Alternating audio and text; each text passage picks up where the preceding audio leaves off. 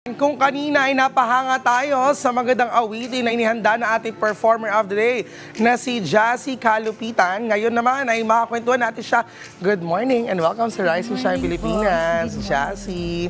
Uy, ano nag-joke sa'yo na pumasok sa music industry? So, dahil po sa pagmamahal sa musika at pagkanta. Okay. And syempre, lalo na musically inclined po yung buong family members namin. So, okay. andun na din yung support and yung influence, kumbaga. And lalo na sa, mga supporters and friends ko din po. Meron po akong Jassy Buddies and Jassy and Friends. Kaya, yun, nagpatuloy po ako sa musika. Katuwa naman, talaga may Jassy friends. So Yes, talaga may fandom mo. Kinabog mo si Yuna. Yuna.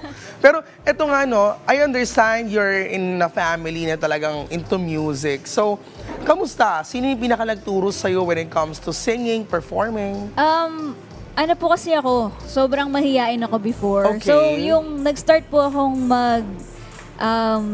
i-challenge yung sarili ko nung magdidibu po ako. Then, sabi ko, gusto kong debut is... Magdidibu, so lagpas 18 ka na. Yes po. Nakakaloka ha, parang hindi.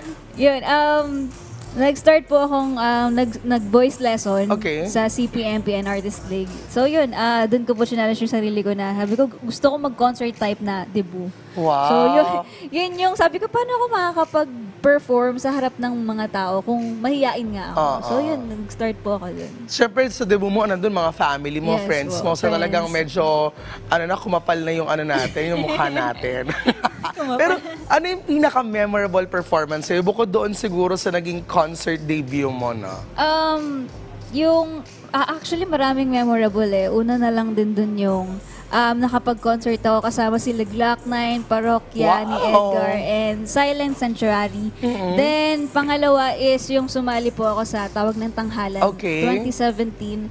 Then, pangatlo is yung sumali naman ako this year sa Tawag ng Bituin, which is ako po yung naging grand winner. Congratulations! Thank you. Ano po yun? Produce ni Direct Art Halili. Ayun. Pero, and yung lastly po, yung nagka-concert po kasi ako last November 30. Ayun. November 30 and back sa Jazz's Talent. So, yun. Ayun. You have any social media accounts para syempre abangan namin yung upcoming gigs mo and para updated kami sa'yo? Ayan, you can follow me on all social media platform po. Jassy Kalupitan, sa YouTube, sa Facebook, Jassy, and sa IG, Jassy_J01, and sa TikTok po, Jassy Kalupitan. Ayan, kompleto ha. Thank you very much sa pagsama sa amin this Tuesday morning at para iparinig muli ang iyong fascinating voice. Let us all welcome Jassy Kalupitan.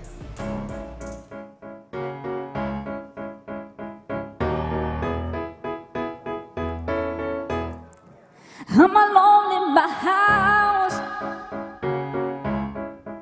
I'm out all the time. I'm at the bottom of the bottle. I've been knocking him down. I can't get myself out of bed. Hear these voices in my head like a song. Look what I found. Look what I found. Another piece of my heart just laying on the ground. Hey, let's go. On the dark foggy day, woo, I'm looking for a light. Hey, my only friend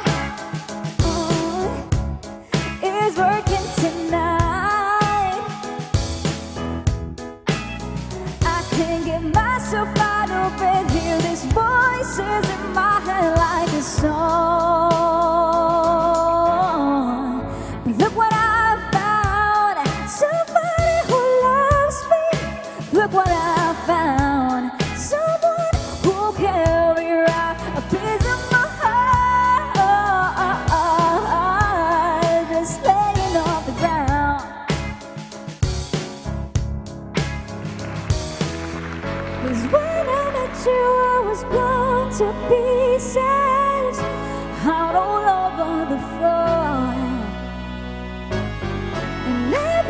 you put me back.